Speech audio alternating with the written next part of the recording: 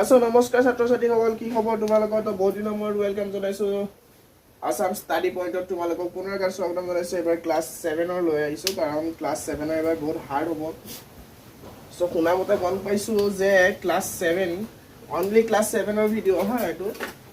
class 7 কাৰণ এবাৰ বুকখন চেঞ্জ কৰিছে তোমালোকৰ অল সাবজেক্টৰ বুকখন যিখিনি তোমালোকৰ সাবজেক্ট থাকে সেইখিনি সাবজেক্টৰ তোমাৰ বুকখিনি চেঞ্জ কৰিছে হা all subject this book is change তো তোমালোকৰ অল সাবজেক্টৰ বুক চেঞ্জ কৰিছে তো ফাৰ্স্ট অফ অল মই এটা কথাই কওঁ তোমালোকক বুক চেঞ্জ কৰিছে বুলি একো ভয় কৰিবলগীয়া কথা নাই তাত একো ডাঙৰ কথা নহয় তোমালোকে এটা কথাই মনত ৰাখিবা 5 বছৰ ইলেকশন হয় এমএলএও চেঞ্জ হয় মন্ত্ৰীও চেঞ্জ হয় প্ৰধানমন্ত্ৰীও চেঞ্জ হয় ঠিক আছে নিজৰ কথাটো মনত ৰাখিবা খালি যে চেঞ্জ হৈছে একো ডাঙৰ কথা নহয় আৰু যদি তোমালোকে এই ভিডিওটো যদি ফেসবুকত চাই আছা প্লিজ লাইক শেয়াৰ কমেন্ট আৰু ফলো কৰিব নাপাহৰিবা আৰু যদি তুমি ইউটিউবত চাই আছা তো প্লিজ লাইক শেয়াৰ কমেন্ট আৰু সাবস্ক্ৰাইব কৰিব নাপাহৰিবা তো এনেকুৱা তোমালোকে সাবস্ক্ৰাইব কৰি যোৱা তোমালোকৰ নিউ ভিডিও দি যাম তো ক্লাছিকৰ কাৰণে তোমালোকে চাই আছা তো তোমালোকৰ লগৰজনীকো ভিডিওটো শ্বেয়াৰ কৰি দিবা লগৰ বন্ধু বান্ধৱকো তোমালোকে ভিডিওটো শ্বেয়াৰ কৰি দিবা সো বলা স্টাৰ্ট কৰো তোমালোকৰ ক্লাস ওয়াইজ নহয় just as a simple chapter simple কে বুজাম ইমান হাৰ্ড কে নবুজাও সিম্পলি বুজাম সিম্পল কে বুজিবা সো মই কৈছো তোমালোকৰ ইমান হাৰ্ড নালাগিব ঠিক আছে তো আগৰ চেপ্টাৰ বেলেগ আছিল এতিয়া চেপ্টাৰ বেলেগ তো মই কৈ আছো ক্লাস 7 ৰ তোমাৰ ফাৰ্স্ট চেপ্টাৰটো নাম হৈছে প্ৰকৃতি আৰু জীৱন তোমালোকৰ ফাৰ্স্ট চেপ্টাৰ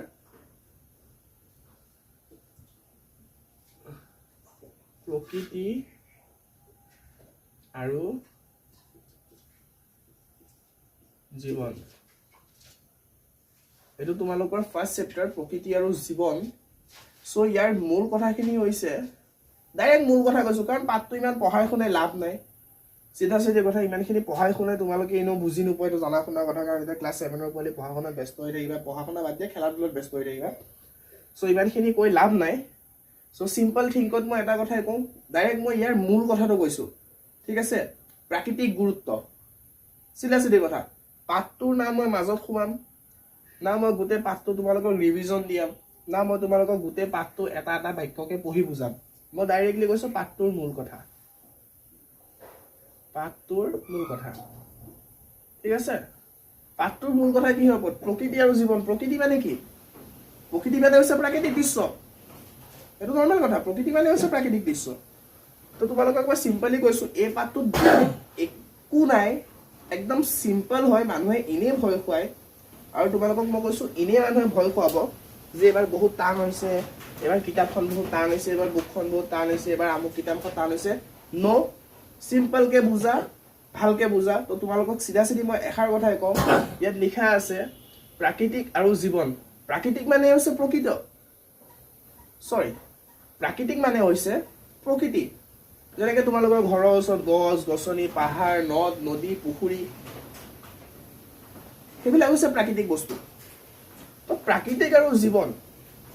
কাৰণ প্ৰাকৃতিক বস্তুৰ লগত মানুহৰ বহুত ডাঙৰ সম্পৰ্ক আছে প্ৰাকৃতিক আৰু জীৱন ঠিক আছে মেইন প্ৰশ্নটোৱে হৈছে এই তোমালোকৰ পাঠটোৰ মূল কথাটো হৈছে প্ৰাকৃতিক ঠিক আছে তোমালোকৰ মূল কথাটো হৈছে প্ৰাকৃতিক গুৰুত্ব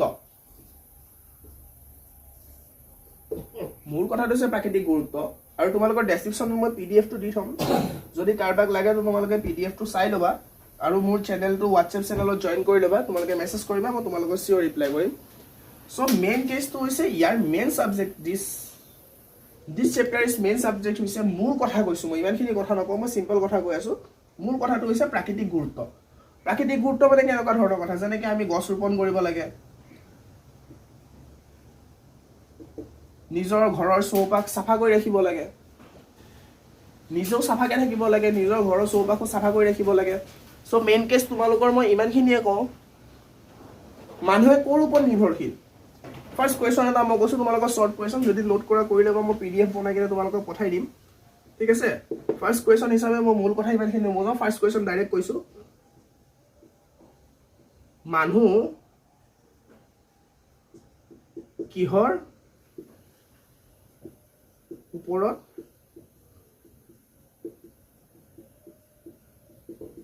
মানুহ কিহৰ ওপৰত নিৰ্ভৰশীল সিম্পল কথা মানুহ প্ৰাকৃতিকৰ ওপৰত নিৰ্ভৰশীল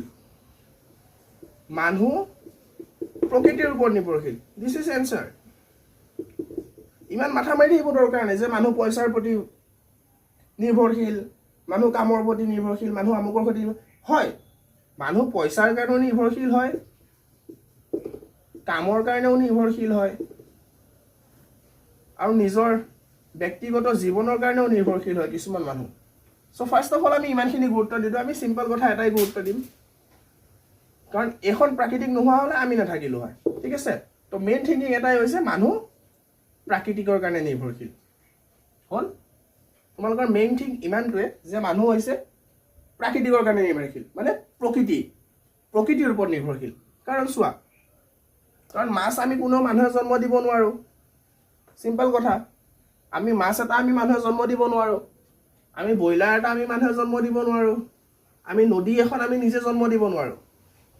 আৰু ইয়াতে বহুতো কথা আমি গছ-গছনি এডাল নিজে কেতিয়াও জন্ম দিব নোৱাৰো কাৰণ এখন আমাৰ অসম হয় এখন this is not a China হলে বেলেগ কথা প্লাষ্টিকৰ চাউল বনাই দিলো প্লাষ্টিকৰ ডিম বনাই দিলো কাৰণ এখন হৈছে অসমত কোনো ধৰণৰ এনেকুৱা দুই নম্বৰী কাম নহয় অসমত যি কৰিব লাগিব প্ৰাকৃতিকেই কৰিব ঠিক আছে ফাৰ্স্ট কথা তোমালোকক ইমানখিনি কৈছো আৰু নেক্সটত তোমালোকক মই এষাৰ কথাই কওঁ নেক্সটতো বহুত আছে মই কৈ আছো তোমালোকক এটা এটাকে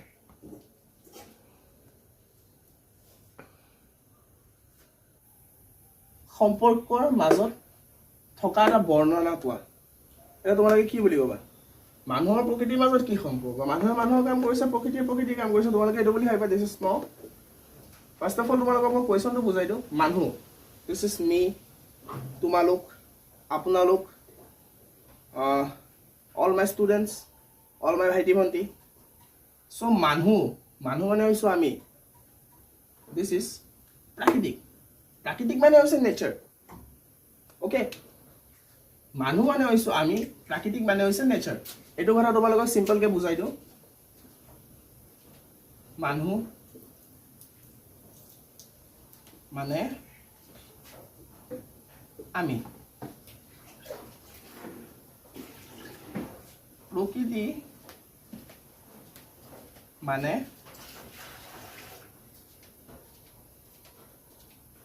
নেচাৰেল ঠিক আছে মানুহ মানে হৈছো আমি আৰু প্ৰকৃতি মানে হৈছে নেচাৰেল মানে আমাৰ চৌপাশে বতাহ গছ বন লতা বায়ু পানী আকাশ সকলো গেছ অক্সিজেন LPG আমুক তামুক সকলোবিলাক প্ৰাকৃতিক গেছৰ ওপৰতে আহে বাবাহঁত বুজি ল তাৰপিছত নকবি যে মই নকলো বুলি ফাৰ্স্ট অফ অল কৈ দি আছো প্ৰাকৃতিক গেছ তেল ঘৰত ভাত বনোৱা গেছ অক্সিজেন এইবিলাক কোনো আমাৰ হেৰিয়ে নবনায় প্ৰাকৃতিকৰ পৰাই আহে দিস ইজ নেচাৰেল সেইটো নেচাৰেল বুলি কোৱা হয় সেইটো নেচাৰেলৰ পৰাই আহে ঠিক আছে তো তাৰ মাজত কৈছো মানুহ আৰু প্ৰকৃতিৰ মাজত দিস ইজ কুৱেশ্যন বৰ্ণনা কৰা মানুহ আৰু প্ৰকৃতিৰ মাজত ঠিক আছে মানুহ আৰু প্ৰকৃতিৰ মাজত এটা গভীৰ সম্পৰ্ক আছে গভীৰ মানে বহুত দ সম্পৰ্ক মানুহ আৰু দিস ইজ প্ৰকৃতি মানুহ আৰু প্ৰকৃতিৰ মাজত বহুত গভীৰ সম্পৰ্ক আছে কাৰণ মানুহে প্ৰকৃতিৰ পৰা সকলো প্ৰয়োজন বস্তুবিলাক লয় গম পাইছা না তুমি মানুহে প্ৰকৃতিৰ পৰা সকলো বস্তু কাঢ়ি লয় বুলি নকওঁ মানুহে প্ৰকৃতিৰ পৰা সকলো বস্তু লয় আৰু সেই দুয়ো একেলগে জড়িত কৰিলে মানুহ আৰু প্ৰকৃতি আৰু তোমাৰ ফাৰ্ষ্ট চেপ্টাৰটোৰ নাম কি মানুহ আৰু প্ৰকৃতি এনসাৰটো গম পালি না মানুহ আৰু প্ৰকৃতিৰ মাজত বহুত গভীৰ সম্পৰ্ক আছে মই লিখি দি আছো